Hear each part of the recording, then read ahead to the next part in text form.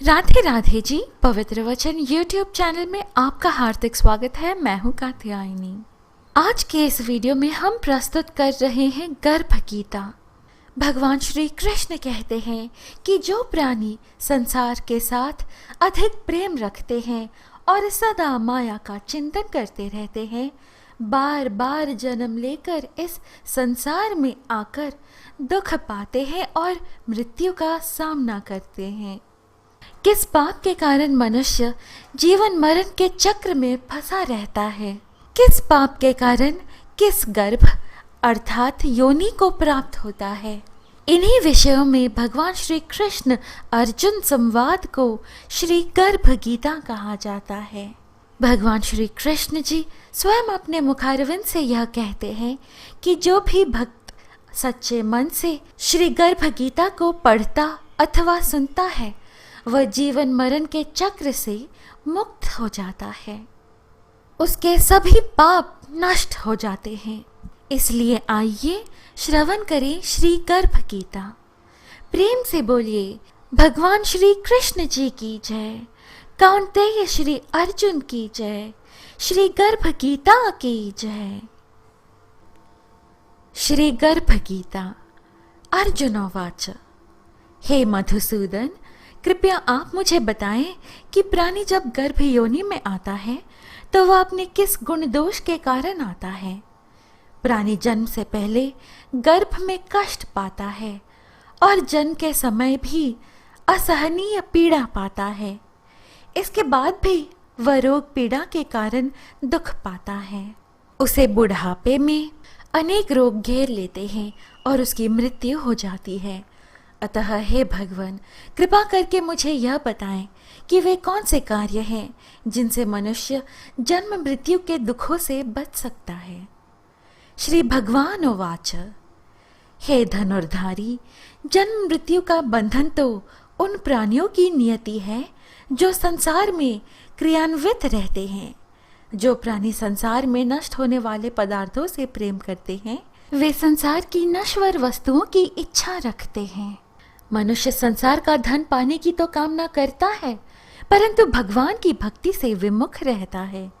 इसीलिए वह बार बार अनेक योनियों में पैदा होकर जीवन मरण और गर्भ के दुख भोगता है। अर्जुनोवाच।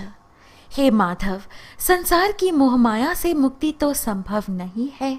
मन 5 विकारों के वश में है। वे 5 विकार काम, क्रोध, लोभ, मोह और अहंकार हैं। यह मन मस्त हाथी की तरह है। माया मन को हर लेती है। इन 5 विकारों में अहंकार सबसे प्रबल है।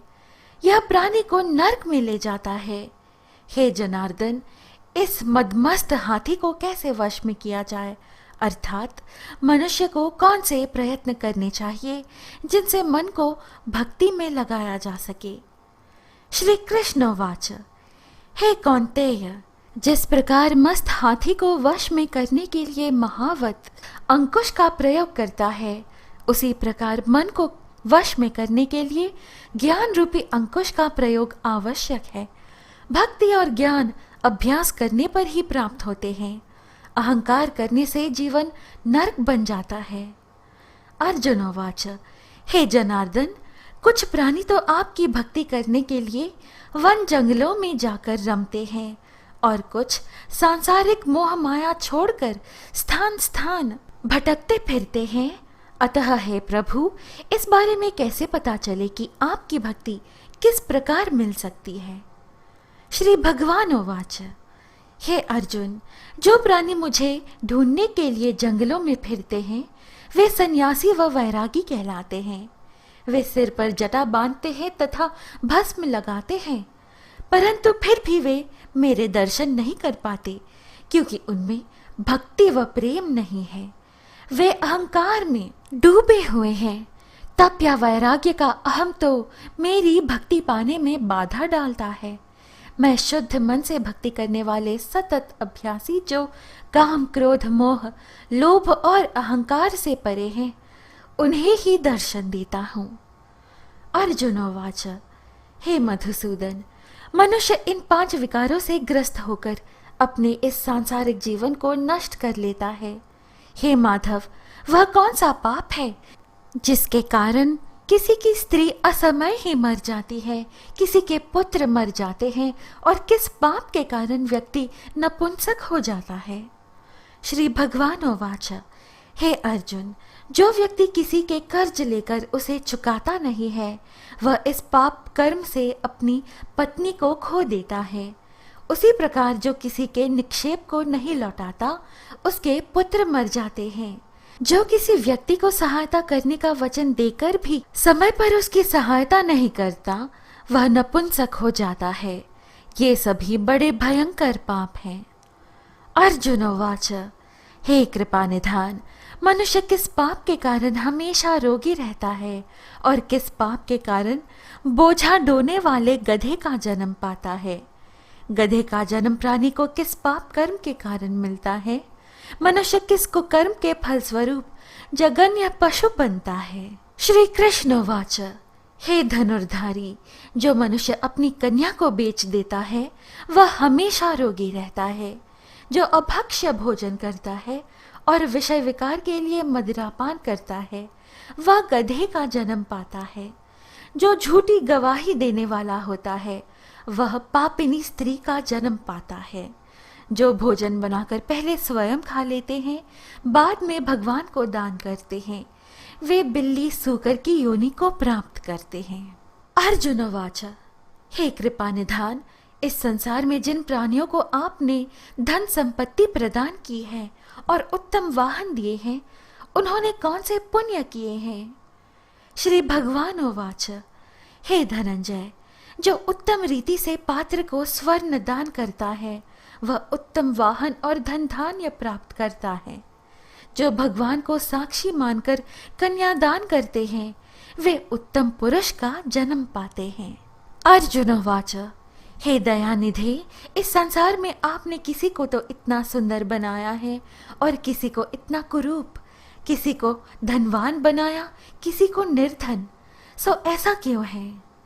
श्री भगवान उवाच, हे अर्जुन, जिन प्राणियों ने अन्नदान किया है उनका स्वरूप सुंदर है, और जिन्होंने विद्यादान किया है वे विद्वान हैं। फिर भी पुरुष का रूप स्वरूप नहीं बल्कि गुण महत्वपूर्ण है। जो संतों की सेवा करते हैं वे धनवान व पुत्रवान होते हैं।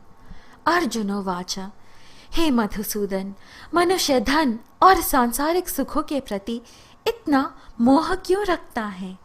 श्री भगवान उवाच, हे कौन्तेय, यदि प्राणी मेरी कृपा से वंचित हो जाए तो वह धन संपत्ति आदि से मोह करने लगता है। ये सब नाशवान है। विवेकी प्राणी इनसे दूर रहता है।